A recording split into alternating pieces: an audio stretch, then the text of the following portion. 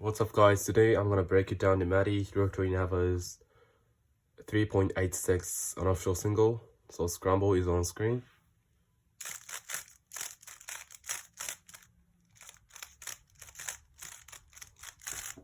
Alright, so he saw a green cross which is here and here and here and here.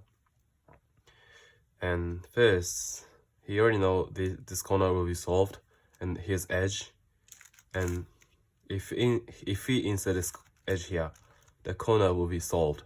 And so he sets up this edge here and then D prime and R prime to solve this cross edges. And next he solved these two like this, and he insert this slot. He insert this pair and then OLO and PLO. And there was a better solution actually. I mean, yeah, it was fast enough, but there was better solution. If he solved these two first, and then like this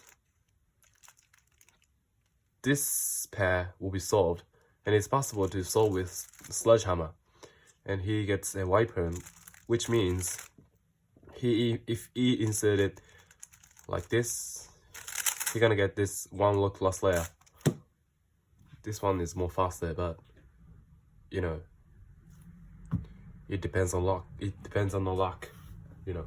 Yeah, thank you for watching.